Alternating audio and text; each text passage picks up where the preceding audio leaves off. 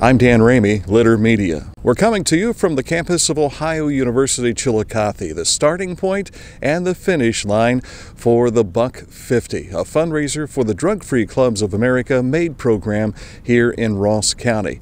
A visit with the organizers, Dave Huggins and Chris Scott, to talk more about what this fundraising effort is all about. Chris brought this idea of Drug-Free Clubs of America coming to Ross County and putting that program in our 8 local high schools. Once we got all the high school administration on board that they wanted this program, we needed to have a way to pay for that program. I'm sitting over thinking all these cool things we can do with the kids, and Dave's sitting over there doing the math.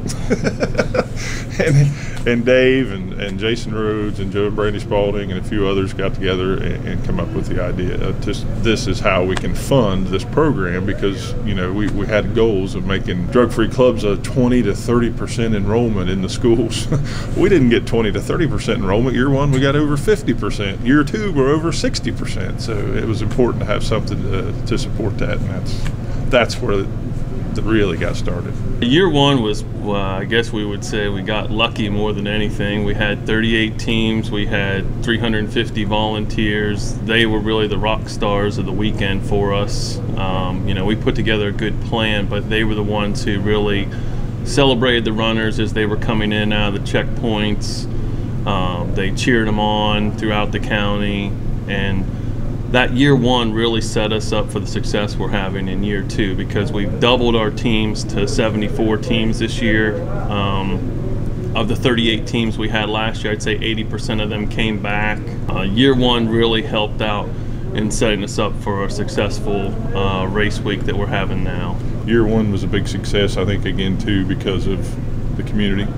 And that's what we heard over and over again from runners was, wow, the people were out on the course, they were cheering us on, the people at the checkpoints really got them excited, and to see how our community came together year 1 is really how it set up well for year 2. They blew it out of the park. I mean, these people had DJs at their checkpoints, they had people playing cornhole at the checkpoints, they had food at the checkpoints, they had bonfires at the checkpoints. So that was something, like Chris had talked about, that our runners really felt welcomed coming to this community. And last year we had runners from 8 different states come to Ross County. This year we have runners coming from 21 different states to participate in the Buck 50 this weekend, so that's pretty exciting. We really just designed the 150 miles because we wanted to structure a race that would take about 24 to 30 hours. The course here at Chillicothe in Southern Ohio terrain provides for one of the most challenging ones out there. We have almost 9,000 feet of elevation gain. I mean, Southern Ohio is not flat. We chose to use all the hills we could find, so if there's a hill out there, we're utilizing it in our course map. And most of the courses are either all road or all trail. This one combines both aspects, and going through the beautiful scenery of the state parks and being up at Great Seal at one of the highest points in the county, looking over the city of Chillicothe at night for those runners. I mean, it's really enticed people from across the country to be involved in this because of the uniqueness of this event.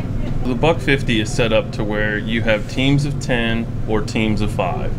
If you're a 10-person team, which the majority of our teams are, those runners each run 3 different times, about 5 miles each run of the race. So if you're runner 1, you run leg 1, 11, and 21. So it's designed, and they all follow those routes that are set forth in front of them. If you're a 5-person team, you have some options. You can either run 6 legs of the race, or you can run 2 legs at a time. It's a staggered start.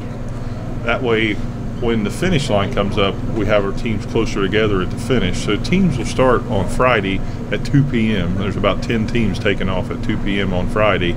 Teams start throughout the hours all the way up till 10 p.m. That's right. We've designed about 60 of those teams to finish between 5 p.m. and 7 p.m. Probably one of the coolest moments that evening will be when those runners come down this hill for the last time. They'll finish as a team. So all 10 runners, their drivers, they'll all run down that hill together. And they're all going to get medals. And they're going to get those medals from the kids that are in drug-free clubs in the M.A.D.E program. Those kids are the ones who will hand the medal to the runner. And that's going to be kind of a special moment. These runners believe in this cause. They think it's awesome that this community has rallied to fight this opioid epidemic. They understand what they're running for. That moment when that runner and that kid in the program kind of meet at that, to receive that medal is going to be a special thing.